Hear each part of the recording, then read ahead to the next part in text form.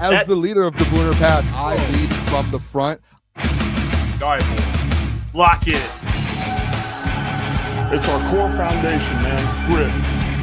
I'm fired up. I'm fired the f*** up, boys. It's pumping right now. It's got my juices pumping, boys.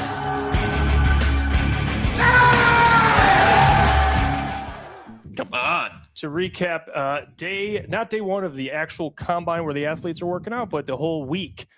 Media day, Dan Campbell, Brad Holmes will recap that. We have a bunch of stuff that we posted all across our socials. So we have comments from Brad, from Dan, Taylor Decker is coming back. So we'll talk about all of it. Jeff Iafrate, we got Lukas Klotz, we have Booner. Feels good to be back, boys. Good to have you back, Klotzy. And you know what? We're going to link up with the doc later. We got a packed week of live shows like we talked about to you guys every day. Time kind of fluctuates just depending on the schedule of that day. It just so happened to work out. We're going live now. So, fellas, how do we feel day one after we got to Indy this morning, shot right downtown, covered the Brad Holmes and Dan Campbell press conference, listened to Ben Johnson, and now we're here. Early wake-up call for Boone. Yeah, I was up at 3:30. I've been up. It's 5:30, so I've been going since early 3:15 I woke up. So I've been going all day. It's I think it's been a good day in Indy so far. I mean, I feel like, I don't know about you guys, I feel like it was a productive day. We talked to a lot of different people in regards to the Lions. Yeah, we had a conversation with Dave Phipp for five minutes or so, and obviously got to listen to Dan speak, Brad speak. I thought, I mean, I know we're going to get into each one individually. I thought both, I told you guys we were eating lunch a little bit ago, and I was like, I felt like the press conferences, like, you're like, especially like a combine press conference, especially after, not making the playoffs, you're like, how are they going to feel? Like, are they going to make excuses? Obviously after the Brad press conference, end of season, there was a lot of like, kind of, it felt like some excuses. And he was trying to, like, I don't want to say save his job, but like, save face a little bit. Yeah. And it felt like today that there was not, in my opinion, obviously other people could have taken it a different way. It felt like there was really none of that with either of them. They kind of approached it just head on. I liked some of the answers. You have the David Montgomery stuff. Obviously, before the news broke, they were talking about Taylor Decker. They talked about, Jeff and I were talking about how they talked about making splashes, and it's kind of the same approach, but how they're going to approach the combine, the draft. I thought it went well. I thought, like, they could have stepped up there and kind of just be like, we're going to do what we do no matter what. Yeah. And they didn't. Like, they were like, hey, I felt like every time there was a question asked, like, Brad's like, oh yeah, I understand that.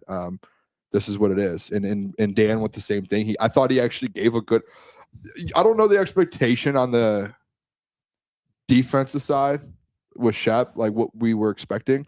I thought he actually gave a good explanation on it. Like, you know what I mean? Like, what else is he supposed to say? Like, he kept them, so he has to stick up for them. And I thought the reasoning for keeping Shep and the whole staff, I thought that was really good as well. I know we're gonna get into all of this. I just went through a lot of it. Yeah, well, you broke it down. I was gonna say we'll start with the David Montgomery stuff because Brad and Dan both had similar answers to it. That Dan spoke, at least we found out about Taylor Decker actually just before the show, that he was going to leave those guys alone and kind of let them, figure that out. Obviously, David, I think Dan talked about it. Drew Petzing loves David Montgomery, wants him back. Brad kind of echoed a similar sense where it's like, we want him back. Just depends on what kind of he wants to do. So to me, it doesn't really feel like you're any closer in terms of like clarity there, but it's clear that the Lions want him back. I would feel, and Doc is the one who really brought this up, but you would feel like if David Montgomery is coming back, you'd have that feeling. I feel like when the Lions... Maybe there's some uncertainty still at this point. And I don't think it's from the Lions' end. Like, when you think about David Montgomery, like, David Montgomery's a fucking dog.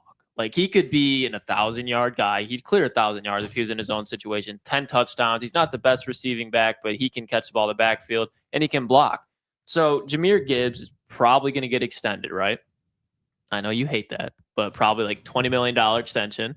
And they're going to give him the pill. And David Montgomery's older. He's had some injuries. He's had wear down throughout his career. So he knows he's probably got one contract left in him. Why are you going to wait behind Jahmyr Gibbs? Why would you? When you can go make more, you'd have to get traded, obviously. But running back is an easy position to replace, as you bring up so much Iafrate. But if you're David Montgomery, like, you've shown what you can do, Detroit's obviously not going to continue to give you an opportunity to do that. So he's going to be gone. And I hope he succeeds, but I'm not really losing that much sleep over it. You have a top 3 running back in the league. Yeah, he's an RB1. Okay, we know that. He's better than Aaron Jones. The reason why I said with Jameer, they're expected to pay him early and pay him soon.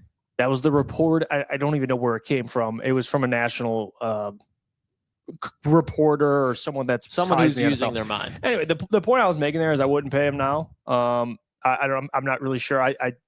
I think the big point of why I say that is because I want David Montgomery back so bad. So I think me saying that kind of already hints that I want both of them. I think they're the best when they're both together. Agreed. So, are we going to see that?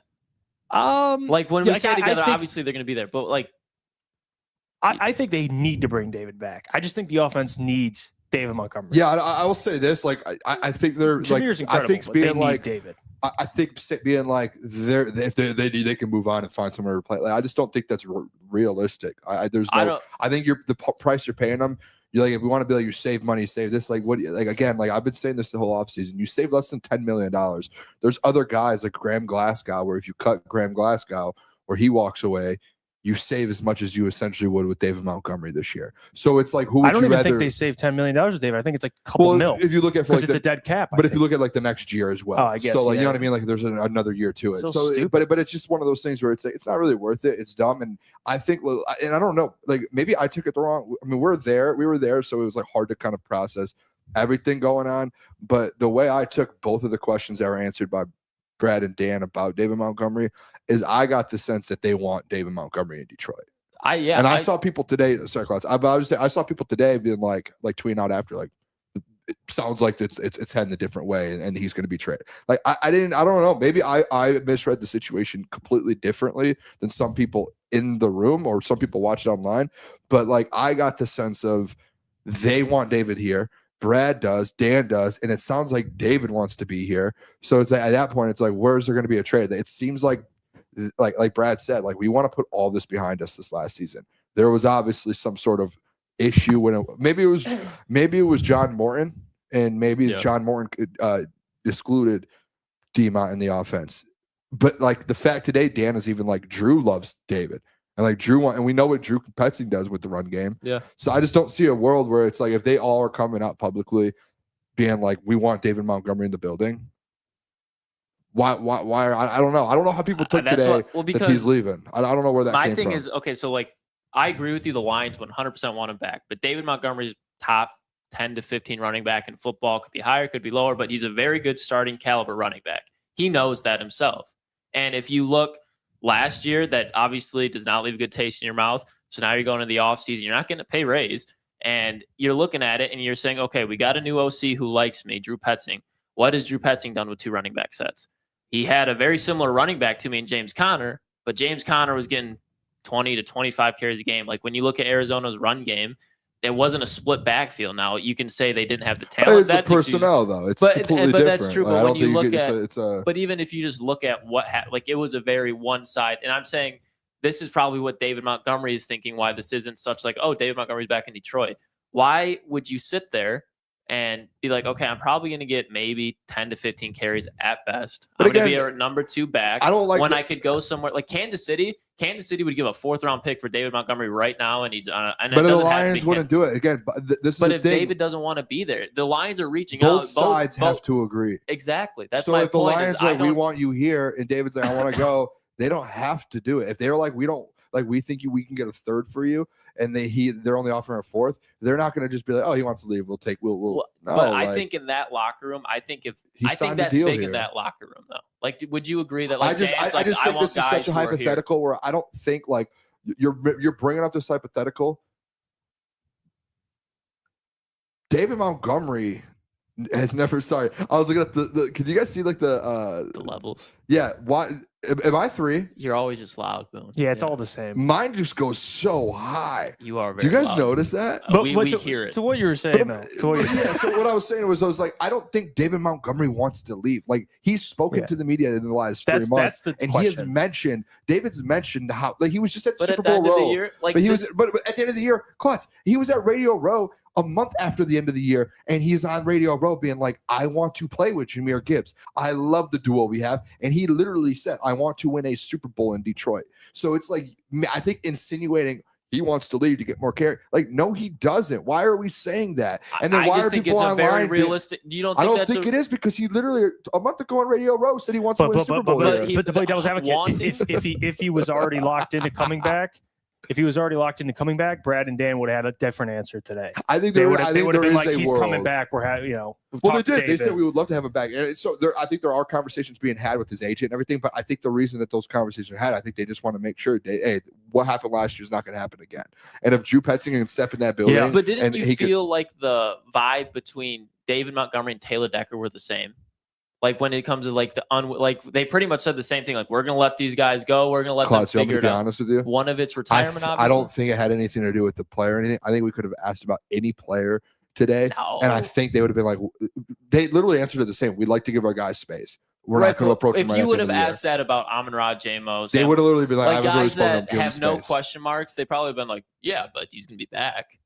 Give him space. If David wants space if- because we know he's going to be back. If But David it's like, wants out, they'll trade him. If I he agree. wants out, because it's just bad business. If he wants out and you don't trade, I him. hope he stays. I don't want to make it seem like I'm saying trade David Montgomery. I think that's all you're saying right now. Now, Could be they a good back in the fourth, fifth. he Never did know. also they did also address. I think the interesting thing about what Brad said is and don't worry, we'll get to more of the Taylor Decker stuff later. We're going to get to it. Don't worry. He announced he's coming back, so we'll talk about it. But one other thing I wanted to bring up, Brad and Dan both talked about the recovery, or at least I think mostly Brad, of Kirby and Brian. And then he also mentioned extending, you got Jack, Sam, Brian, Jameer. How's he going to make all that work? And he kind of, it was a kind of a he mentioned how there's a lot of things he can do. And, there's probably after Brad's answer, like, oh, maybe he can extend all these guys, but it's hard. What is Brad supposed to say? I mean, you can't answer with who you're going to choose. I mean, there's 4 guys you have to extend, but Kirby and Brian, how, those guys are still working their way back. They weren't really giving anything new on Kirby. So I think we're kind of in the same spot where it's like, no one really knows the severity of that. Brian will be back. It's just a matter of will he be the same? I mean, that's really the big thing with Brian. Kirby, I just don't even know if he'll ever be the same. That's the question no one really has the answer to. But at least Brad did kind of give some, positivity. What did he say? There's different levers we can pull specifically with extending all those guys, and that's probably alluding to the different ways you can not only maneuver the cap, but, franchise tag and work your way around things. Yeah, the exact quote is all those guys, Sam, Brian, Jack, Jameer, all these guys, they're a part of our foundation. There's a lot of different timelines and levers at our disposal. Because he talked about the window thing again. Yeah. And I think he brought up how every year has a different window, but windows don't exist. I think there is a different window every year. I think that's a good point. No, I know. Yeah. I'm I think he's playing starting- into Brad. I think he starting to does use the word. realize it. I think he's starting to realize a little bit because, like, especially after the last 2 years, you're losing the Commanders game and then you lose to miss the playoffs. I think he maybe realizes, hey, you do have to go all in each year, and each year is a different year. I'll say this about the levers thing. I tweeted this out, and I think I looked at you right away, Jeff, when he said it, and I was like, I'm pretty sure that just insinuates like there's going to be franchise tags used. And there's going to be different, obviously it's not going to happen this year because there's no one that's up. Like Sam Laporta, Brian Branch, they're going to play on the final year of their contract, and I'm sure one of them gets franchise tagged. And then I'm sure they're going to find different ways to get guys cheaper. When it comes to you said Sam and Brian. Sam and Brian, that's just, in my opinion, like that's kind of when you talk about, hey, we have different flexibility, we have different levers we're going to use. You're essentially insinuating like, hey, we're going to find different ways to make this cap work. And we're going to find ways to keep those guys. And we got to get, what was the word you used earlier, Jeff? It was like, you got to get creative. And he's going to have to. And that comes with franchise tags. That comes with some shorter. I don't think people actually talk about this enough. All these guys that get these like 4 or 5 years deals, when Brad says something like that, the flexibility and the levers, I think some of these guys might get shorter term deals. I could see that. I think that's a Especially conversation that can be had, like a 1 year deal. Like, hey, Brian coming off a torn Achilles too. We'll give you a 1 year deal, 2 year deal. Go prove it. You know what I mean? Like that's how I believe that's going to be an option. And if they don't want to take it, then all right, we'll go get someone else. But we gave you the option. Yeah. Stay. I don't hate it. I think if you're looking at it through that lens, it works out for the Lions. It's very unfortunate for the players, but I think the fact that Laporta coming off, is it a neck or a back? Can't remember. Either way, those are both significant injuries, especially when you're talking about a tight end. And then obviously Brian Branch popping his Achilles, like that's going to affect those players into 2026. And they're not going to be as productive, obviously, as if they're coming off no injury. So maybe that price point might drop a little bit. And then to your point, if you kick in those 2-year deals, like if you're going to choose one of them, it's going to be Brian Branch. And I just think it's the unfortunate part. Doesn't matter what position you are, but especially if you're a DB, like tearing your Achilles is going to take at least a year to start to come back from. Yeah, I think that's going to be the shorter term deal. And I think the franchise tag makes the most sense with Sam Laporta. Because you just saw Kyle Pitts get it. It's like $15 million. It'll probably be a little higher next year because there's going to be some deals done. Like 17 or something. But like that's like, but like if Brian Branch, I mean, safeties are getting up there in the 20s now. So like, you're going to have to pay him a year 20, where you could just be like, hey, we'll give you a 2-year deal for 40. Yeah. And it's not fully guaranteed. It's like 30 million guaranteed or something like that. Things are going to get interesting too, because like Jeff, you said, the Kirby conversation today and the Brian Branch conversation, like you just have zero clue. It actually hit me for the first time today while we were eating lunch after Brad said all of that about them. When one of you, I can't remember who said it, one of you guys had brought up like, it actually will be really disappointing if we don't get the full Kirby and Brian Branch. Like expectations and full like what we could have gotten out of those two guys. And it kind of hit me a little bit like there's a reality to that, because dude, these guys did like, they really have, and I said like, it has nothing to do with their talent, it has nothing to do with their effort. It's just very bad luck when it comes to injuries, because they're both incredible players and incredible. Yeah, it's just the luck of the draw. Top 5 after it spots. Sucks. I mean, two guys just got unfortunately injured. I mean, and they're not even injury prone players. You could be like, oh, Brad gets injured. Like those are two guys that played a lot. Yeah, it's like Brian had concussions before, but like as far as major injury, none. Kirby's missed a couple of games, but I mean, now there's the question of can he him medically retiring a possibility? What does that do? So like, terrible world where Kirby Joseph announces before the season starts, hey, can't play football anymore. What happens to that contract? You're just, I mean, there's probably the voids. It probably just turns into some voids. You have to, you get which they did relief there. I don't know. Yeah, maybe initial. I don't know if all those void years it turns into a dead cap. I don't know how that would work. It's such a one-off situation where you typically just don't see that, especially with a younger player that signed a big deal. Just got a bag. You just really don't see that. Yeah, well, I think there's going to have to be some tough decisions by Brad Holmes, like not keeping certain players. I think that's just the reality where we're at. You can't afford to keep everybody at their given probably expected price. So, I think in my mind, if I'm Brad, I'm signing Jack Campbell as soon as I can, and everything else, you guys want to sign Jameer? You guys are talking about this. Jameer. Did anyone ask about Jameer today? Was that a conversation that got brought up? He did. They did ask about. I think they say they're going to talk about it. It was grouped in with the other players, I believe, like Jack, and I think he talked about all the players. I think they're going to. I don't think they singled him out. They probably. I know. I would, because there was a report that, he's expected to sign Jahmyr Gibbs soon this offseason. I don't even know where that was from. Maybe it was something we did. I mean, I can watch back the press conference. But it's like, no dip. I mean, Jack Campbell as well. I mean, don't forget he's got to sign his contract. So, yeah, I don't know. There's going to have to be some tough decisions. Maybe Laporta and Brian are definitely signing that boy Jameer ain't tough. I was saying, when it comes to health, yeah. I mean, Laporta and Branch are at the. By the way, it doesn't even have to be a tough decision. It's going to be like I think about what Brad's about to go through over the next year or two. It's like one of those. Do you guys ever get those puzzles where they're like not like an actual puzzle, but like those handheld puzzles where it's like toy? Yeah, it's like a wood block, and you have to like do all these certain things to undo it, and it's like a Rubik's cube. No, is a Rubik's cube made out of wood? You described a Rubik's cube. Is a Rubik's cube made out of wood? It could be. No, I'm talking about like those things where it's like there's like the different shapes, and they're like these crazy puzzles. I'll believe you. I believe that. And it's like that's what Brad has to deal with his next 2 years when it comes to contracts. Like I don't think it's like, is he going to sign these guys? It's how and when, because they're all going to happen. Yeah, I don't think Brad's going to walk away. I think, from any especially of these guys, when it comes to, I just don't think it's possible. I think it is, but I think he would rather. And again, this is we have no clue. We didn't talk to anyone today about it. This is just opinion.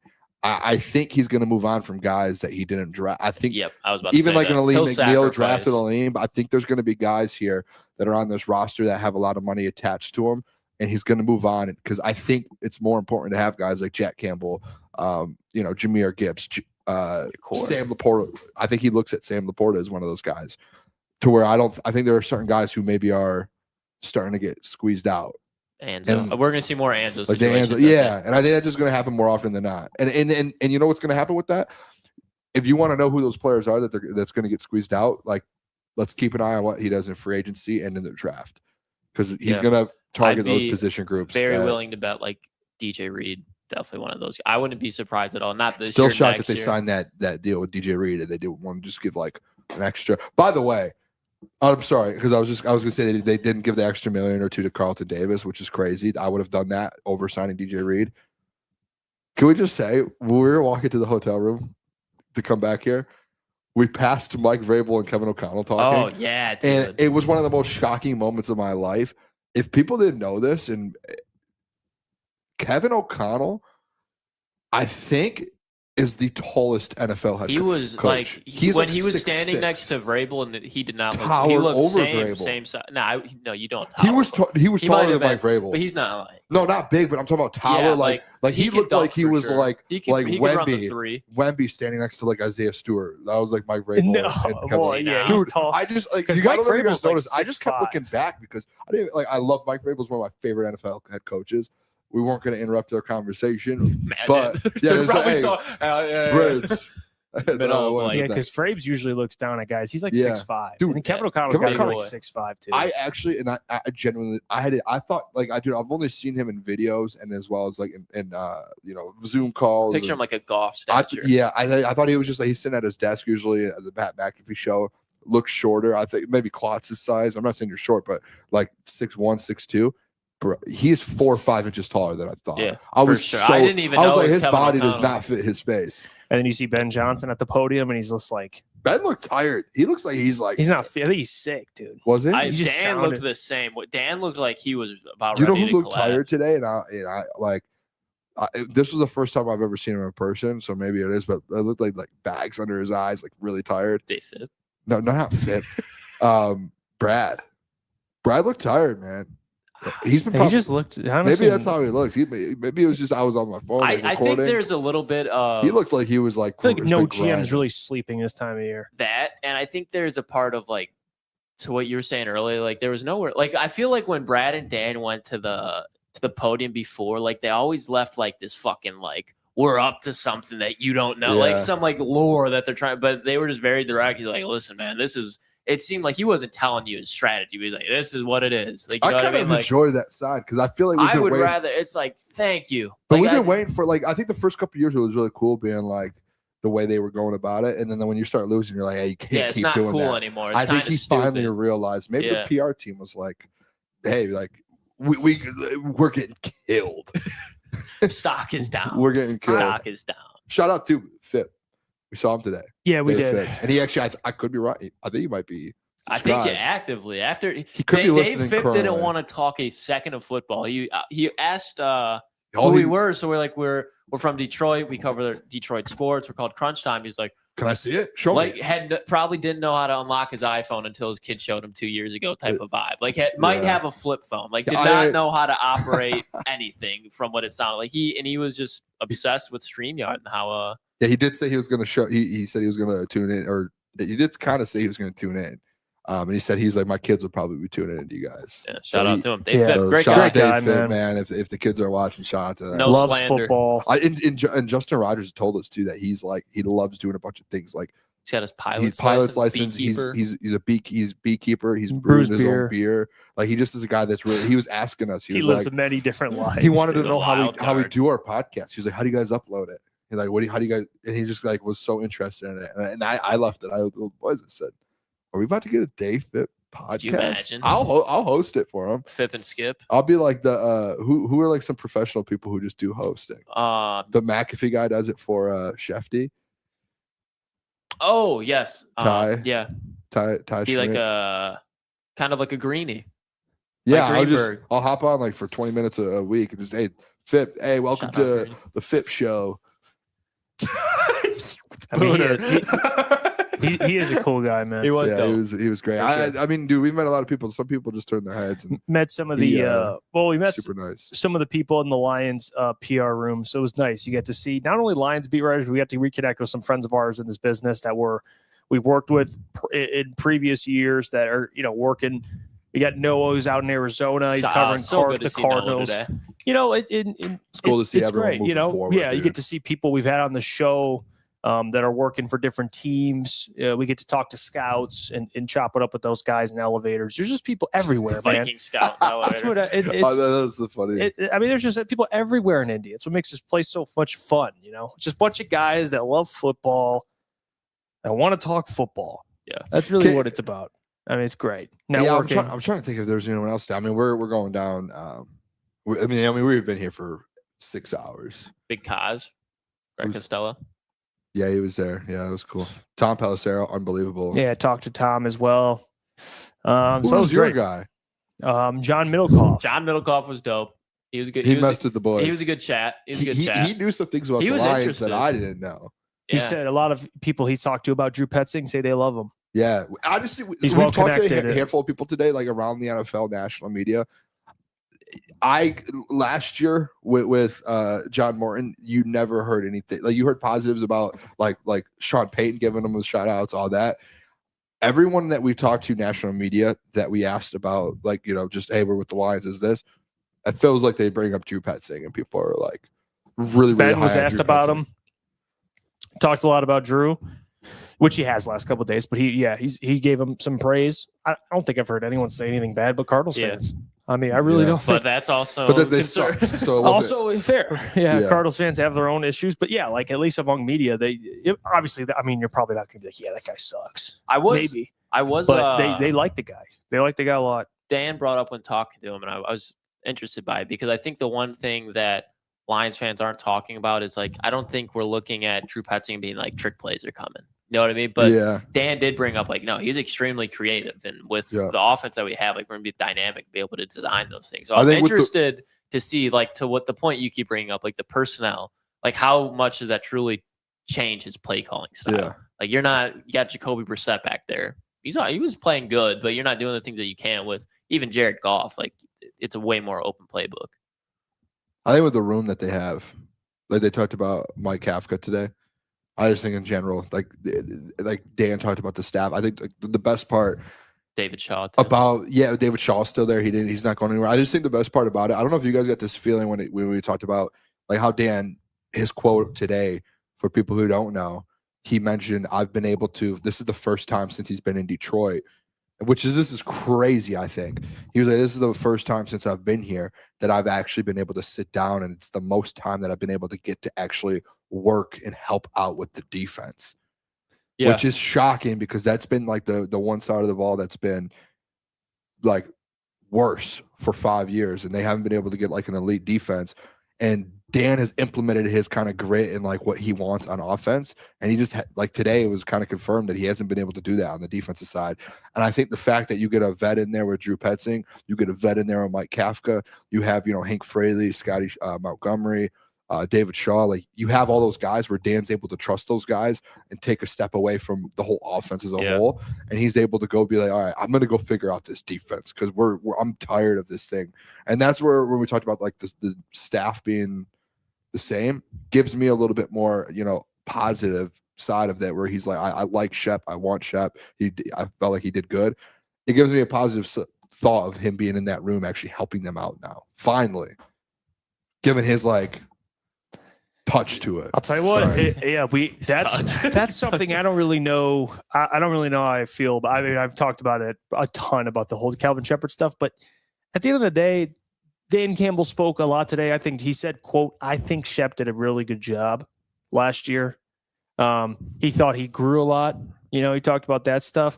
I think what is essentially he's telling me, which is what I was fearful of last year, I guess, is you're allowing a coordinator to basically grow while you're trying to win games. Yeah. And that's fine if the payoff is massive. Like if Kelvin works through a lot of kinks and becomes an elite defensive coordinator next year, you look like a genius. But if he's pretty similar to this year or worse, like you look like not only you look like an idiot. It's not like, oh, it just didn't work out like John Moore. It didn't work out. Like, no, you look like an idiot because you kept him when there was already questions. So for Dan, like I give him credit, it is a massive risk. But clearly he's hot. He's optimistic about That's why I think he's in that room, and I think he knows it. As a head coach, I think Dan Campbell's one of the more aware head coaches that there is. Like if something's going wrong, I think he's well aware that, hey, if I'm going to keep Shep, I have to make sure this works. Like this can't fail again defensively. And that's why he's like, I'm putting a lot of my time this offseason into making sure this defense is, trending towards the top. Where does your concern? Because I like Kelvin Shepard. Don't get me wrong. Yeah. But the concern with me is that there was literally zero change, and I don't think they're going to go out get a Trey Hendrickson, a Max Crosby. Like I don't think there's that splash move that's brought up. So if nothing changes, then nothing changes. If that makes it like, what is if you keep if you just go, hey, we're going to pretty much carbon copy. We'll probably get a couple of guys that can add in some depth free agency wise into the draft class. But I don't think they're going to add some difference maker. I think there's so. Why actually, should we expect? Do you want me to be honest with you boys? Tell me if I'm wrong on this. Chat, do you have the chat up? How are we looking? Do we have a lot of people in here? Yeah, shout out to all the people going at a random time. Do you guys remember the Ben Johnson press conference today? He said not a lot of teams are play base defense anymore. Just gonna bring Lions play the most base defense in the entire NFL last year. Ben Johnson actually said just straight up, probably outside of Shanahan, probably the second or third best offensive mind in the NFL right now. He straight up said when these teams get into these nickel formations, it is hard for offenses to attack it. And he was like, we get into a spot to where that's why you see, Sean McVay going to 13 personnel. You see a lot of 12 personnel now, is Ben brought up. That takes teams out of nickel formations and back into base. And he was like, that's, the game you're playing. And defenses now realize that, and they're using that to an advantage. Lions have not used that. Shep never got the memo of being like, hey, base defense isn't working right now in the NFL. Offenses have figured it out. I mean, as a former linebacker, he's going to want to keep 3 linebackers. Yeah, and especially defensively, when you're a coordinator, when offensive zigs, when they start to do something against the base defense, you have to zag and you have to throw a different defense, a nickel defense, different things at them. Lions never did that. I think Dan Campbell being in that room, again, very aware guy and an offensive mind to where, a Ben Johnson type offensive mind where he understands the game. I think him being in that room is one of those things where schematic changes start to take some place. Yeah. That's where I'm like a bit worried with this whole thing is like the fact that if you're Dan Campbell and you're like, all right, I got to basically hold my defensive coordinator's hand through this process. Like Kelvin should already know, hey, like even last year, even if he didn't do it last year, but base defense isn't clearly working. It's not even like, at least Aaron Glenn, can we give Aaron Glenn some credit? He was running nickel years ago. He was sending the house. And blitzing, which, by the way, Aaron Glenn wasn't perfect either. But he was doing it when offenses were able to play against it. All right, you know what I mean? And again, it's like the offensive. It's your theory, the up-down theory. Defenses constantly go back and forth. Going into nickel now, so you're running base, and no other team runs as much base as the Lions. No team's using 3 linebackers. It's not even really. No one's doing that at the rate the Lions do it. So is it a personnel thing? Is it a personnel thing? Is it because you got Derek, Anzalone, and Jack, or is it just because you're forcing it and you believe it's the identity of your defense? I don't want to make accusations, but the coordinators should just sit down with the beat writers. So I'm interested to see what Shep had to say. So hopefully someone asked him about that. I bet you this is what the response is going to be. Okay. Hey, Shep. You ran a lot of base defense last year. A lot of the leagues going to nickel. What are your thoughts on maybe a potential self-scouting scheme change? Well, yeah, you always got to be open to anything. I'm willing to adapt to the players I have. Okay. If you're not adapting in this league, you're not progressing in this league. Okay. Just dropping one liner after one liner. He does that. He does it really well, actually. You're not progressing in this league. Okay. We as a defensive staff, we believe in constant growth, self-evaluation. It's going to be a lot of that in word salad, and then everyone's going to read it and be like, "Oh, wow. So Kelvin's going to shift into nickel defense." I just text the doc to see if you could send the audio. I mean, that's all he's going to say. That's all he's going to say. He's not going to be like, "Yeah, you're right. My scheme sucks. I need to change it." Okay, it didn't work last year. It's going to be like, "Oh, maybe we'll use more nickel." Oh, doc texts me back. It's just how this guy, the doc is on it. What did doc say? Oh, I said, did anyone ask about base defense? He said, oh, yeah, it was the most interesting thing that he said. I bet you clip what I just said. We're going to compare it to the quote Kelvin Shepard. I bet you any money, if you're not progressing in this league, you're regressing I in just this text league. ask for the audio if he can send And it everyone's over. going to be like, oh, he's going to change things. Oh, Do they're going to do you make think there's a differences. world? And I'm not accusing anyone of anything. Because the players love Shep. Players love D Shep. Barnes. You're in base defense. D Barnes is on the field. You know what I mean? You get into nickel. Who's coming off the field? I don't want to go down this road. I'm just saying. I'm just saying they paid Derek Barnes because Shep put his foot down and said, "I want my guy paid. I want him in Detroit." Remember, Shep came out last year and was like, "When I became the DC, one thing I told them was I want Derek Barnes to have a contract and to stay in Detroit." So they ended up paying him, and that was like. There's somebody to in get this Derek room. Barnes, like if you're gonna I've pay been him, you got. I said this a year and a half Maybe ago. he didn't want to be. He was a little hard-headed in a sense of he didn't want to Absolutely. admit We are he was sitting wrong. next to someone that hated that idea, even when it was even talked about. It's because look, what is everybody after the Super Bowl? What is the name that you hear people are chasing after the most that was in last year's draft? Nick Emawari. And everybody wants that guy who can play linebacker and safety. Brian Branch, actually, what is to be that honest, who, if he's healthy, he kind of does that role too. And Linebacker, he safety. can. So what can you afford All right, to do? You I can have go a get another response. safety. And then that just simplifies it to be like, oh, Yeah. now we're just a nickel. That's where the league's going. I That's have a where it's at. response. You guys want a response? Go ahead. Let's see. So Doc is emailing. He doesn't have an audio clip. He said they were long interviews, so he doesn't have an audio clip of that one. He probably has to cut it. I don't know. This is going to be a little confusing. He said, Shep said, NFL is a cycle. We don't go away from our identity. If we had 6'3", Nick E, .. we would run nickel too. Oh, Nick Emanawari. Yeah, name it is probably. Well, wait, hold on a second. Have we not had Brian Branch? That's and I can get the argument of like the length, but it goes literally to Jeff's point. Have we Like, not had Brian Branch? though? You've had that, Who can and- play nickel? and One of the best nickels in the game. Brian Branch, played if they nickel played at a Bama. nickel, Like that's where yeah. he made his bread well, and dude, butter. if the That's why Lions everybody called played him nickel Money Badger. majority of the time, Brian Branch would be he would be first team All Pro at the nickel. You know who a first team All Pro at the nickel was? Let me introduce you to a Super Bowl winning roster. Eagles defense of not Devon Witherspoon. No, not Devon Witherspoon. He- It he's was nuts, too. what's his name in Philly? Oh, Cooper DeJean. Yeah. He was the first team All Pro. Because it's one of those Nickel. things where we go back to the conversation about safety. They're not nickels. Do not make a lot of money. Safeties compared to like the high position, they don't make a lot of money, man. And you can. Then you know what they need to do if I'm Shep, dude, you have to figure out and you have to know like what's working in the NFL. You go to Brad or you go to them and say, like, if Brian Branch is hurt, we need someone.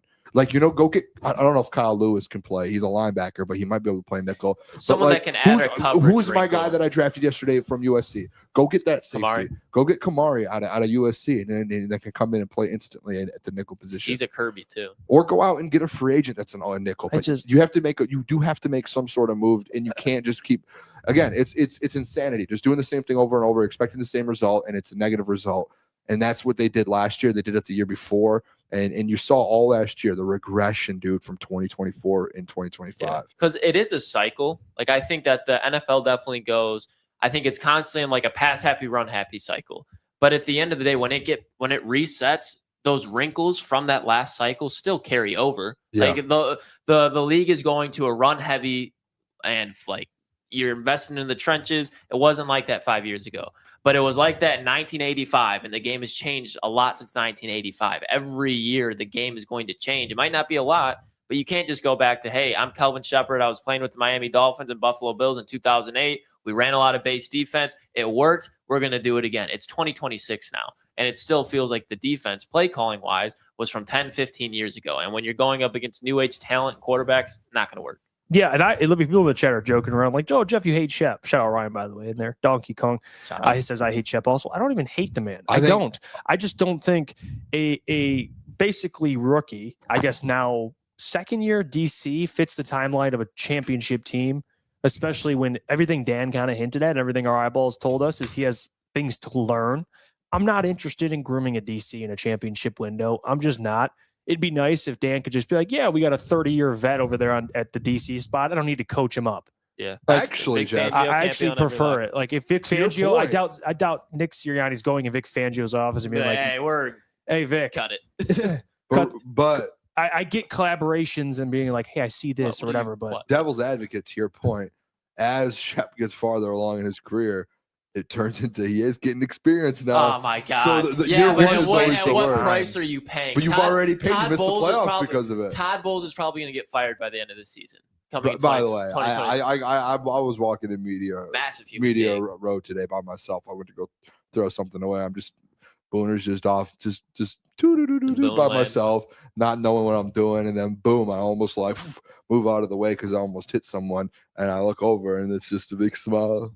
It's Todd Bowles looking at me, just big smiling, ass dude, bro. and he's just hey, man, hey. Yeah, it's just he does. Yeah, and I was just like, my bad, like, and he just, yeah, man, and he just kept walking. Big dude too, like he would have I probably would have fallen if we made contact. Playing devil's advocate to your devil's advocate. Well, I think he's only going to get better, Kelvin right? Shepard Like, and you that's think so? natural. but you would think like year one, like yeah. I agree with Jeff's point though. Of like, yeah, like if you're in a championship window, you don't want a guy that's in year one rookie. Yeah, You've already got that There's out of levels. the, and that's why I think Dan Campbell in his mind. what if it takes till year 3 for him to reach his full then you're potential? done. Yeah, That's my it's point. over. Is Yeah. like, But I think in Dan Campbell's mind, he's thinking, okay, it cannot get worse than his rookie year as a coordinator. wait till okay, you'd think, and then okay, and then now you don't have Kirby and Brian. Now Aiden Hutchinson is missing 6 games. That's where like defensive coordinators make their like Chris Shula with the Rams this year. Like they have guys going up and down. Their secondary was terrible. They're even like Lions scored 60 points on them. The Rams. Yeah. Where were the Rams at the end of the season? NFC Championship. Lions Scored 60 points on them. Yeah, but the offense, we needed to keep the defensive staff. They gave up 40 in that game and lost, by the way. And, hey, Rich just said a lot of fans want Brad Holmes to extend Gibbs and Laporta. If you sign your offensive skill position players at $20 million, how are you going to build a top 10 defense? I'll let you guys answer that. Doc just sent me a link here. I'll let you I don't take know that if up. I should click on it. I'll let you take that away, Klotz. What you do. Talk to him. You go ahead, you draft yourself a guy in the first round this year off the edge. Or you can, I'm assuming now because we'll get into it, but Taylor Decker stays. Okay, get an edge. Go ahead, get rid of Anzo. Draft a linebacker by the name of Jacob Rodriguez and or so we're just Anthony going Hill rookies. in the 3rd or 4th round. Yeah, Right. because let's think about it. You can't afford Linebacker, let's think. Linebacker, already got an all-pro. Defensive end, already got an all-pro. Defensive tackle, you took one last year in the 1st round, so you're going to hope he can be a Pro Bowl at least. You got Ali McNeil, who is going to be hard to trade, $90 million. So you add some young core pieces that you know for a fact they might not have the highest ceiling, but they're going to be able to hold their own. Okay, you get the front 7, the nucleus. That's where you go. Terrion Arnold, you hit the trade block. He has like half a good year this year. Hit the trade block. You wait for Kirby and Branch to get healthy, sign some corners. That's your formula. Good doing business with you, Klotz. You're going 9-8. No, that's what they went this year. You're going 9. That's what they went this year. No, 8-9 this year. Yeah, By the way, we on, never talked improvement. really the Decker stuff. So Taylor Decker's back. Dan already hinted at it. Doesn't mean they're not going to make a move. Well, I would say this before because I just want to throw my take out there before anyone in the world. We should all agree with it, by the the way. Detroit Lions, for people that didn't Dan Campbell, if you missed the interview or the presser today, context for you. Dan Campbell gets asked about Taylor Decker. At the moment, no one knows Taylor Decker's coming back. They asked him about it. He says if Taylor Decker leaves, obviously we need to address the position at left tackle. This is where it was like, wait a second. He goes, if Taylor Decker stays, we still need to address the left tackle position. And this is Dan Campbell, straight from Dan Campbell. We still need to address the left tackle position because there are still things with Taylor Decker that, might need to be worked on and things that happen. And a lot of people took that and ran with it, whether that's, maybe Taylor Decker loses his job, this, that. I don't know what that means. Taylor Decker probably is still going to have to come back and fight for his job because, in my opinion, and I told you guys as soon as this came out, so I'm going to say this on the show, the Detroit Lions will still draft a left tackle or any sort of tackle, whether it's right that can move to left that can move to right. They will draft an offensive tackle in the 1st round this year. I don't lock first or maybe second. Maybe second if there's people that fall, but I still think a lot of people might think since Taylor Decker's coming back, it's all right. He's back. We don't need to address it. I think it's even more like, hey, we need to make sure this offensive line's good. You use one of your top assets to make sure that's there. And that, my guy, Monroe Freeling.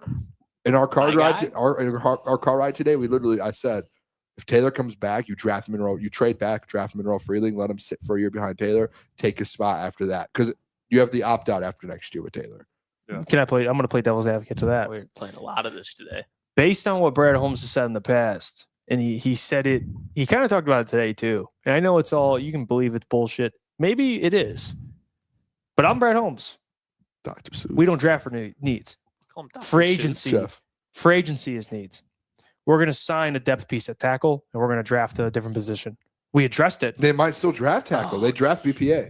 but how do we know BPA will be a tackle? We don't. And you don't know what. But because free Could be agency a in 2 weeks, defensive we'll have our tackle. answer in 2 weeks. If they sign a tackle, if they sign a left tackle in free agency as like a depth piece, like a Dan Skipper role, it's like doesn't mean they won't draft it, but it's like, oh, please tell me this isn't what they mean, or it's like, oh, we're gonna sign a. You have it's to. You just- have to. We're gonna address what's the a future good? of I don't this know whole the line. free agents, but like someone that's like a spot and play guy. A tackle, I Yeah, couldn't fucking like, tell you. I don't Those know, guys yeah. usually get signed because tackles you don't find like depth tackles just hanging out on. And then in the teams. first round they go like You really don't. defensive end. But I feel like this tackle class. Okay, and we've talked about the tackle class for the last month, boys. It's there are only maybe a handful, maybe 1, 2, maybe solidified instant starters, like 1 or 2, right? Outside of that, there's probably once you get from like the number 2, Fano and Maui Goa, those are probably the 2 guys that could probably step in, one of the top 2 guys. After that, a lot of those guys are dudes that need like maybe a little bit of development, a little bit of help, but a lot of those ceilings that we talked about this in the drive, a lot of their ceilings are very, very high to where they could be elite starters in the NFL. Monroe Freeling, your guy, Proctor. I don't Caden think that's on Proctor. Blake Miller though. Blake Miller, like there are guys who it's like you can get them, and if you stash for a year, they're going to be really good in the future. This is a perfect time to do it. This is And it's Full this, Slate in the chat said Manu.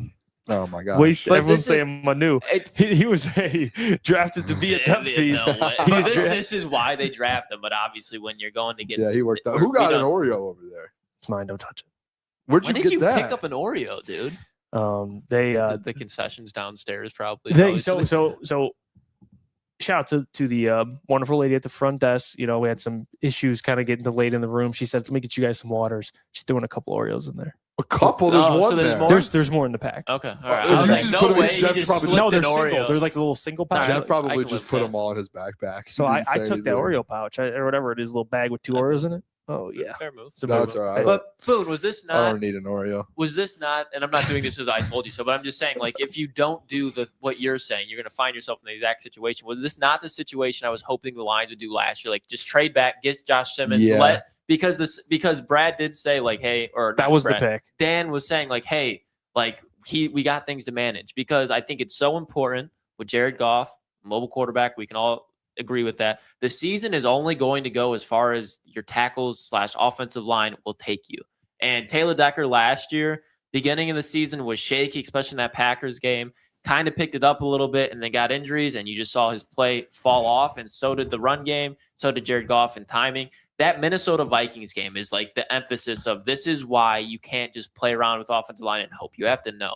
So if you're not taking I can breathe and be happy with like a Cassius Howell or a defensive end there. But if you're being serious about wanting to win a Super Bowl, you take a guy who you can think can start right now and potentially play Taylor Decker out of camp. I don't know if there's a guy that can though. I'm saying with it, but think about Taylor Unless you can Decker get like Maui injury Goa or- wise. he Like, could- he that's might what I'm saying. not Like be top able to. 15. Or Yeah, I just know don't think 17, I don't but, know like, if there's a top guy 15 that type can of come guy. in. He can come in and compete, but he's not taking his spot. Maui Goa. You- like, halfway through the Dude, season, Maui Goa. I mean, they're talking about Maui Goa moving to guard already. When you start, I mean, dude, every single tackle, like I see all these tackle things, and It is Maui why Goa, he's it's not- tackle / guard, and it's like, He's a top 10 pick though. Should yeah, but then he's going to either be an elite he's a guard right or a tackle good tackle. too. Right tackle too. But I'm saying like Pineda left, have Maui Goa. This is my problem. It That's doesn't have to too- be in training camp, but I'm saying during the season. Like Taylor Decker's not. I will Can I- shake can I a be bet on honest? it. He's not playing 17 games next No, year. he won't. But Then that's my point. Can I Coming say? Can I after. say this though? This is the issue. Ryan just said Klotz and Decker laughing face. This is Like, this the guy just issue. hates Taylor This is Decker. what the issue with Taylor Decker, boys. And this is what I think people need to realize with the whole Taylor Decker situation. He has an opt out, correct? Lions can get out in what a year? Lions can get out right now. Just cut him. Oh, Like, yeah. But what the are we- problem is, but the problem is, Yeah, they is can get out right they now. essentially today, Dan and Brad committed to Taylor Decker. They said if we're gonna Who wait, cares, we're though? gonna find out. I agree.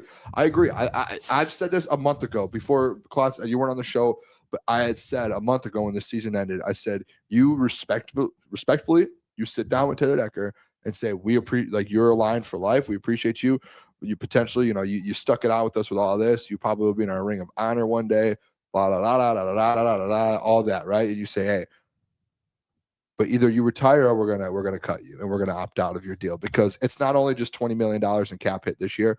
In 2027, it's 24 million. Think about $20 and million. You don't have an out. You don't have an out with the 24 million. So essentially, what the Lions are doing, not opting out this offseason of Taylor Decker, you're basically leaning on the fact that we hope he retires next year, because Taylor Decker's not going to be able to play at a high level for maybe 2 more years.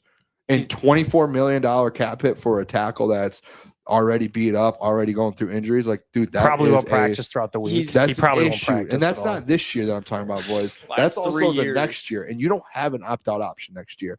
The only issue, devil's advocate with this, and I think like you do, Klotz, as much as you don't want Taylor Decker, all this, put on your reasonable hat for me, because there is not a free agent tackle when Taylor Decker's at his best right now this year. It's a really bad tackle free agent class. Like, there's no good ones. Can you give me one that'll start 17 games and be okay? No, there's none that will just be like, really, you no. The only guy would be the guy so from the then that's Colts, where you. That's yeah, where, but then you got to pay an arm and a leg. But that's my issue. In the draft. But again, but again, a reasonable hat. You're working up and you're reasonable. You still keep Taylor Decker and then you go in the draft, but you can't cut him and then go in the draft and rely on a rookie. Let's say we do that to protect Jared's blind side. But my thing because is, the reason. I'm sorry to cut you off, but the reason that I was okay with the rookie getting drafted, what did I been saying the last few weeks, Jeff? You also bring in one of the lower level free agent tackles, so you have a rookie and that tackle fight for the assuming spot. Decker retires. But you can't do that if you have Decker. I think you're going to reasonable hat. That's reasonable. You're going to run into not same issues. You're going to run into the decline in play that you just hold on. What you're saying is completely right. We agree with you on all of this. With the first 4 games, I think if you take a guy in the top 17, that's going to be a learning curve, right? And that's going to take some adjustment. A year probably. Not to a point where it's like, okay, there's like when I look at Taylor Decker, we just had a conversation how we have to turn over this defense. $20 million is definitely going to put some assets there, and you're going to have a left tackle who eventually a backup's going to be in there in a crucial game, whether it's divisional, playoff. Taylor Decker is not going to play through the full way through the season. So would you rather struggle with that late in the season or in the first 3 to 4 games with a left tackle to get his feet under him? You're arguing. This is why I don't know why you're going back and forth. You're saying everything I think Jeff and I agree with you on. So what is unreasonable about it? It's unreasonable because it's just there's no like if you get rid of Taylor Decker, like your point is cut him. You're asking a rookie to start 17 games for you, and he's not going to be nearly as good as with Taylor Decker. But that's where we're acting that's like being reasonable. No, because Taylor Decker. You're acting like you're getting. We're acting like we're going to get a. No. We're acting like we're going to get 100%. Taylor Decker struggled in year 1. Did he not? Taylor Decker is not Andrew Whitworth. He's not Lane Johnson. He's not Jason Peters, where he's this Iron Man that can play into the last year of his career at a high level. I don't think you're being reasonable. He was you're not mid the last 3 years, and he just now. had his worst year of his career. He's not going to get any better. Stuff about Panay his rookie year. Yeah, but that was different because they were moving him from left to right. I remember mid-season. I'm trying to look at last year's draft class. Who was the rookie tackles last year? Will Campbell. But he had questions. But Will Campbell, it would have been due to the Saints. I can't think of his name. Out of Washington. Calvin Banks, too. That was last year. Fuaga was the year before. Banks was last year. Banks played really well. Maybe they're. But I am so happy risking like taking a first round pick as a tackle from a guy from a big school that has production over, hey, Taylor Decker, this is your last year. We're going to risk it on you staying healthy and playing at a high level, even though you didn't do that last year or the year before. Like it's just a linear path down. It's not going to spike up. With that rookie, I think by the end of the season, it's going to be trending upwards versus at the end of the season trending downwards because of injury. It depends. Like, I don't think I think there's tackles that can step in and they're not all terrible year one. So I don't think you're off on that. Just hold your own. Like it'd be nice to have Taylor Decker as like some security, but man, that $20 million sounds. It's a lot of money. My issue again. I'm just going to keep saying it. My issue is if you don't have Taylor Decker, you can sign a free agent and you can get an offensive. You can get a tackle. But with Taylor Decker, you don't have that option. Do you see what I'm saying? So we're for operating. So there's only one. And logically, I'm not saying it's going to happen, but logically, the way to you just clear all this, you cut him. But I'm not saying it's going to happen. I think they hang on to him. I mean, you agree with the situation. By the way, we if you have mailbag questions, drop them in. We're doing mailbag already. Yeah, we're almost at an hour. That. Oh yeah, hold on. There's another big story. What was it? Tate Ratledge. Oh, yeah, you know Tate what? Yeah, we can Ratledge, do that. Brad Holmes essentially, or Dan Campbell, well, it was really Brad Holmes, was asked about Tate Ratledge playing center. And legit, Brad, I was shocked by it because I thought there was no more. And I told Jeff going into the season because in the kind of going away or the end of season meetings, Tate had said that he's like practicing a little bit no matter what with center just to be ready in case. And I said, like, dude, just leave him at right guard because he's going to be a really, really good. He's going to be a Pro Bowl right guard for you. He was one of the best offensive lineman rookies this last season in the NFL. So you just leave him at right guard and let him go to work. Brad today was like, there's legit consideration of moving Tate Ratledge from guard to center. And it's something that they actually think that they potentially will do. I think it's a bad idea. I do. I agree. I think he was taking so many strides. It's the whole, ironically, you just mentioned Panay's rookie year. It's the same crap they did with Panay. Left, right. Well, we'll stick him at right, even though he's a left. Mhm. If a guy, and Brad talked about this last year, right? He's a young player. He thrives at a certain position. Leave him. Yeah. You know what I mean? Develop him at that position. Develop try him. and develop him at He got better every single game. And towards the end of the year, you really saw Tate, and throughout the year, like, man, he could be a really good right guard. So let's just move him to center. Like, no, he should play right guard and stay there. Now, if we're talking There's about not even adding a piece, you go in for agency. And you you have to add a center. center. Yes, I agree with that. I saw today, I think it was Jeff Risden or someone put out that the Lions were actually interested in a specific free agent center. Let me see if I can find it. I can go look real quick. But I saw someone tweet it out. Yeah, just Might let be a dude Tate, from let Tate Miami. continue to grow there. For the Panthers, I mean. Cade Mays. It was Good Cade play. Mays. Yeah, Cade Yeah. Mays is the I was Cade Mays. if he's I the young remember. guy who stepped in. He's 26 years old, played really well. He stepped in for somebody. There's another starter with the Panthers. He wasn't even I know what you're starting. talking about, yeah. He stepped in this year and played center. It was really solid. But that's somebody that's not going to cost a lot of money. Like, he's No. not going to be No, he's cheap. 26 especially years being a old. center that's I 26. think But he played at Georgia. And if I had to bet, my bet, I would put a lot of money. I on think Graham Glasgow Teller retiring. too. Like, if they go, I would do it. By the way, like Penn I State you or know who I Oregon keep guard. mocking in my mock drafts? A center in like the second round. I like Agreed. Second. Jake Slaughter or third, Florida. getting a pick and taking one. I took Florida actually, I cat. should say my third pick, but it And was it'd the be second third round. or fourth round. I mean, But Jake Slaughter, because it's not a deep center class. There's only a couple guys like Well, there's Logan 4 or Jones. 5 that I think maybe not a Pro Bowl year one, but they could But start. like in the I NFL. love Jake Slaughter. You got Logan Jones. You got the Pat Coogan. Coogan, There's a Notre couple Dame. guys. They should not definitely Notre Dame, draft. Indiana, Yeah, Notre Dame, and I know you're Indiana. Yeah, Really good. I player. would take any Indiana offensive line. Yeah. I would take Pat Coogan so fast. I mean, the dude played in 2 national championship games, won one with Notre Dame. with Fernando Mendoza, with Riley Leonard, 2 guys that I believe Riley Leonard, if I'm And the was run games almost of a both of Heisman them, guy. bro. Both Yeah, time, like run games. Indiana, they didn't get the credit needed till late in the You season. can get him in the but 5th round. That would sound. I really am. Like, I do hope they trade. I don't think they're going to be able to get where they want to go this year, considering the injuries that they're going to be having to overcome right off the bat without a 3rd round pick, or at least signing a player. I don't know how that you get. You trade back. Actually. Yeah, like I would go from like 17 to, hey, Cleveland, do you want to move up a little bit? Somebody in the AFC, come and get a wide receiver, a corner. We'll move back a couple of spots. Give us a 3rd. We'll give you. Figure it out. But I think you need a 3rd round pick this year with as many question marks as there is. Like, you're probably going to lose DJ Reader too. I know you got Roy Lopez there, who's not bad. DJ But Reader, 3rd man, round I still pick. think has some gas in that tank. I do too, but I don't last know year if it's was in down Detroit. because of some of the guys. I'm with you. Like, I think he's a good player. Like, I'd don't get me rid of wrong. him too. But he's probably going to go chase You a would get bag rid of somewhere. everyone. Because if Tylee can't start year 2 for him, Ship them all. I mean, if you can't start year 2 for him, I think Tyleek's somebody that Get rid of Aleem. Start Tylee. I think we see more out of Tyleek this yeah, year. but they're that's I what I'm think saying. he's gonna look like a you're going second-round to roll into pick, the year but- with Aleem, Tyleek, and Roy. Like, you don't have room for DJ. I'm out of here. Yeah, no. He's gonna. I mean, he's gonna sign somewhere else. They're not Let getting him go rid to- of Aleem. He's back. Let him So go. it's Let him just a go reality. to fucking New England. I don't know. I'd rather have Roy, and Roy's a freaking. He's a dog. Yeah, Roy was pretty good. By the way, shout out Full State Farms in the chat. He says, "You guys going to Elmo's or Prime 47 tonight?" No, we're going to St. Ebel's on Thursday. Yeah, so I can't wait.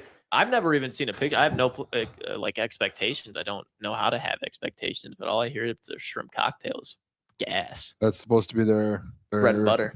Yeah. Someone said, "Can you ask Klotz about Gabe Jacobs from Illinois. If he knows about him, Not familiar. Jacas. Not going to try to act like I know somebody. Is it Jacas? I'm not sure. I don't know who that Oh, is. 49ers just hired someone. Do you guys remember who I asked you about earlier today? No. Former GM. No. Then I was like, where's this guy going to be? Oh, Minnesota. Kwesi Adolfo-Mensah. That's Signing with the front office with the San Francisco 49ers. good for him. To do what? Probably Probably is just like sit an there for a assistant year. GM. Yeah. He's probably an assistant GM, and then he'll. I think He at was some point he'll have another He opportunity. couldn't hit a draft pick. I mean, I don't know. if you that. gave him the answers. He got Christian Terrence, so I got Justin Jefferson. He was the in only San thing he Francisco from fucked up 13 to with 19. was going with JJ and Lewis Seen. But other than that, I thought he hit on. He Wait, literally. you think his drafts were good? I he think missed on overall, every like, single draft. he is dying for JJ. I think Dallas Turner, you got to give more time. Dallas but- Turner and No, JJ. I'm saying he hit on Dallas Turner was fine. But JJ is what killed him. I think- And you're in the NFC North. Leaving Sam Darnold winning a Super Bowl is what was the final act. But I mean, you think about that defense, bringing in Brian Flores, Kevin O'Connell, the way that they've been able to maintain that offense throughout. I don't think he's made that many picks besides JJ. But that's what drafting JJ McCarthy's top 10 gets you. So feel bad for him, I guess. But at the same time, don't. You had a stud at quarterback, you let him walk. Donkey Kong says, "Are you surprised Brad has D-Mon on the trade block?" I'm excited. No, I mean, it's not that I don't want David Montgomery in Detroit. If he was the number one running back, then I'd be like, what the fuck's going on here? But you have a top 3 running back, and I think you're not going to get the same back, but you can replace the production you got this year with a free agent running back or a rookie running back. okay, You don't think you can? What David you're Montgomery not have replacing this year? David Montgomery. No, You're not replacing the style and what he brings as far as beating down the defense for Jahmyr Gibbs. How about this? But This is they're where I'll not gonna break the be bread. wanting that. This is what I said to Boone. I said, if you're going to use D-Mont like you did last year, you can find someone for that. But if you're going to use Exactly. D-Mont to what he can do, If you you- can't find someone I'm like with that. you. Maybe you can. It's just chances are slimmer. I was actually looking. I did this with Boone a couple weeks ago. I was looking at the backs that got 700 yards. Your boy Woody Marks got 700 yards. Woody Marks, nice. Who's Vital from the Chargers? Yeah, dude, Vidal. you can I find a know. guy to get you Where did 700 he yards. was a rookie out of? I don't even But know if they want to where. use Monty like he actually, how good he is, it's not going to be as No. easy to do that. Calvin Unga got 700 yards. Yeah, They can exactly. find 700 yards, but not to Calvin what Unga was good, but again, it's one of those things where you Vital. have Where'd to- he come from? But you have to hope you hit. Look at they drafted Sione Vaki to be a running back. How did that work? How did that work? Well, he was a But safety. I don't think But that's, he not, was. that's But not again, a running back. That guy was okay, a runner. but they drafted him as a running back. Then you got to Market. draft a running back. That's a miss of a running back for them. So what I don't happens if they even- try yeah. and go running back again and they get another Sione Well, it Vaki? doesn't Then mean they'll that's a never. But I'm not going to say that. That's a very dumb pick. That's a dumb pick. to be fair, Classes. to be fair, it doesn't mean they won't draft the. Then I'd be like, yeah, but why did you let David Montgomery go for a guy who's not But even going again, to play running that's, back? I think, your point, you act like it's so easy. I think that's a fair point for people who want to keep D-Mont. It's like, hey, we're worried. Like, Brad tried to draft a running back in the last 2 years. He And- also tried to draft a tackle. The guy's But he also- guy ain't working Again, out. He also again, he also but again, signed that's David the Montgomery. argument, though. He You can also make those signed arguments. David, You though. got to still swing. You at could be it. like, what? He also signed David Montgomery though. Exactly. So it's a 50-50. You're sitting Having there a going, quarterback, another one. He did draft a quarterback and it didn't work out. Okay, you know what I'm saying. No, He's I 0 for 1 when did he draft Craig? No. no, but he drafted Jamar Jefferson in like the 7th. He He's hasn't 0 really for- taken a running He's back. 1 for 2, 1 for 3 on Who running did, back. who did I like? in The the draft. bigger running back that went undrafted. Oh, the meatball out of Minnesota. I can't. Mohammed Ibram. Yeah, Oh, Abraham, he got a Abraham chance, all Mohammed, right. dude. He looked good in New Orleans this year, by the way. Did he? Did Tyler he? Shuck, yeah. Remember Camaro went on. Either way, I think if they go with the gimmick role, then I'm like, yeah, what are you doing? But the fact you Yeah. have Jahmyr Gibbs there, that's why it's like I want Demo, but I'm not losing sleep if he leaves and goes somewhere and is very successful in the AFC. That's all I It's care just about. it's just go to like the again, AFC, bro. Vaki, you draft Vaki, and then whether you're like he's a safety, like you drafted But- him to try and hit on a running back to replace D-Mont potentially. And That's in the that- same span though, where you drafted a dude who never played football in America, Again, tackle, and a guy out of Western again, Kentucky. you're proving my point. Is you're like just walk from D-Mont. Brad's tried to replace it. Like I if you wouldn't- want to use that I- point, I'm with- with you, but I'm not with you. but on if you that want to one. use the They- point, he's also drafted a guy that's never played football. You move on from D-Mont. He's But going to I'm draft hoping- another I'm- Sione I'm Vaki, having- and you're I'm right back in having- the same spot. I'm having the Do optimism you think that our neighbors remember- are mad at us right now? I don't think we have neighbors. Sure. Yeah, it didn't look like it. It's a Tuesday Yeah. night. Yeah, I And- doubt and there's Indy anyone at the going 10 floor. But on a but Tuesday. let's I don't even remember what I was. I'm saying. I with just Boone, derailed but me. the one part now I'm Neighbors. with Boone, but now I can't be with him on this one because Brad's got it. But the we have point no is- data really. But I Jeff, mean, the point is though, like you're like, well, he's drafted. But the point is, it's like, can you trust Brad to draft? Here, you David have I to remember- because Montgomery? every GM's gonna have misses, and you know what I mean. That's Hey, just- Booner, Like you Hendon have- Hooker, he's just gonna draft a You were quarterback. on my side with D-Matt this whole But week. this is where now all of a sudden you're no, out. no, no. It's not. You're not hearing me. Is he intimidating to you? This is where I'm going to be like, okay, I can't agree with you on that one. I want to keep Demont. It would be harder to find it. Are you losing sleep over it though? If he left, it's like, okay, I would be disappointed, Yeah, but you would draft a running breaking back. news: If the I had to go Detroit see Lions. Arnie Like Rocky. Nicholas Singleton. Like I think there's some good backs. I want him to stay, but I think they could find. If back they that were would be if they were to fine. draft the cat out of Indiana, Kalen Black. you're upset. I want to see him. If he there's a chance he doesn't work out. I want to see him run the 40. No, that's not Honestly, what I hey, want. real But, side, I I know think I it's am a excited good- for the running backs in the 40 though, I and think just the It's gonna be, drills. I'm really excited for the defensive end of the 40. I think there's Yeah, some guys. I'm excited to see those but guys, man. I remember how I was like, you hated how my fandom was during the season this year, Hated it. and it's gone. It's gone now. So I'm trying to be optimistic. Yeah, That Brad. you so far you want to get rid of everyone. No, that's him. That's it. I want to Both get of you. I, Every I, player. for the last 3 years, I've been wanting to get rid of Decker. Between the two of you, every player on this team is cut. and I'm over here battling for every single one to stay on the roster. I'm having the optimism that this 8-9 season is what it was for Brad, because I think if it's that hard reflection in the mirror where it's like, holy fuck, maybe I am human and not just some football prodigy that turned around the Detroit Lions. Like maybe I do make mistakes and I can't just do whatever I want. I hope that was the wake-up call where he's like, the Broderick Martins of the world are done. They're done. You don't have time to wait. Again, he said he acknowledged that windows are a real thing today. He said every year there's a new window. So hopefully this window is very important to him, where it's like we're done with the projects and we're just going all in on windows. To be fair, that's where I'm being optimistic. By at. the way, to be fair, like the Broderick Martins, the Giovanni Manus, like those like developmental guys where you're trying to find like a steal. Last year, he actually didn't draft any of those guys. He That's what- drafted yeah. high major guys. I mean, I'm hoping Ahmed he stays there, Hassanin, Boise State. Boise State's I a good. forgot about him. Yeah, but that's a good program, right? So that's not like going and drafting Western Kentucky kid. Where Yeah. it's like I've never even watched a Western Kentucky football game. I bet And we're there's drafting a player out of there. Brad Holmes is going to have to like keep his hand off the trigger out of drafting the wide receiver out of UConn. Actually, you know what we heard today? And I think you were there, Klotz. I know Jeff was there for sure.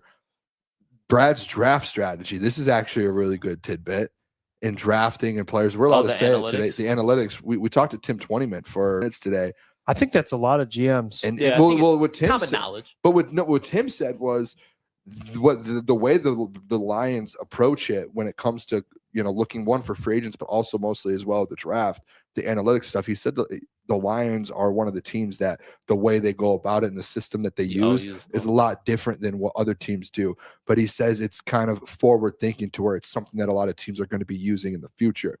And he had mentioned that's something that Brad had brought over from the Rams, that the Rams were the first team to use the system. And it's essentially analytics. And he also said it's analytics and as well as AI. So it's like an all encompassing using AI analytics and a bunch of different things to try and, sort out players, find different statistics, grades, So that's all what these different Skip's doing things. right now. So And it's that's what he Skip's said. job. He had told us. He said Skip is trying to learn all of that.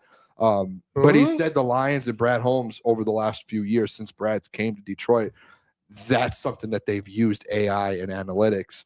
Can you imagine that Dan system. trying to use AI? And he said, yeah, which is ChatGPT. crazy. But he said like not a lot of he said there's only a handful of teams fully into that program, and he said a lot of other teams are starting to develop it and starting to use it more. So the Rams. big So one. and the Rams were the ones that he said that he used it when he was in LA.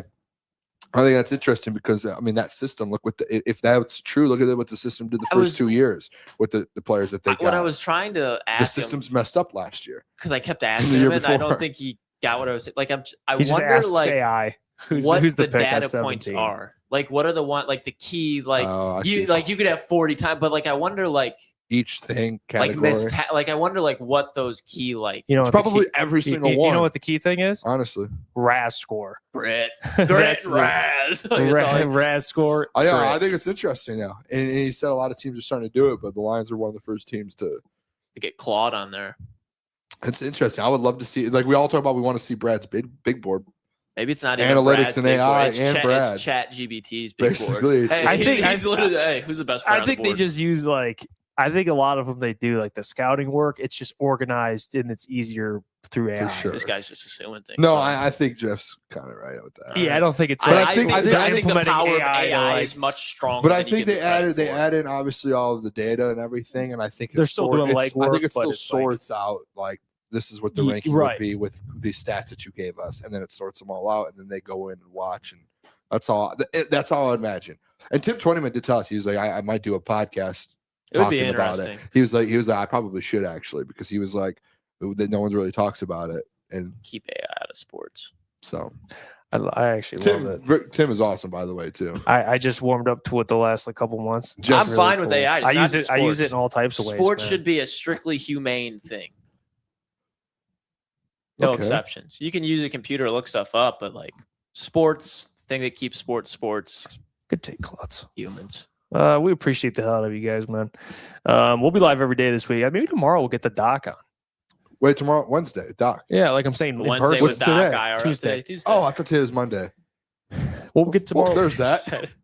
Maybe tomorrow we'll get the doc on. We're gonna go hang out with the doc tonight, so we'll ask him. Maybe he'll be tipsy when we see him. Yeah. We're gonna get a bar fight. He's gonna get into it with, By like, the way, Todd I want to Bowles. make sure we shout out Jason, member for 18 months. The Shout boys out. are on That the is road. fucking commitment. Wow. Thank you. Yeah, year and a half Come on. for Jason. We appreciate the hell out of you guys.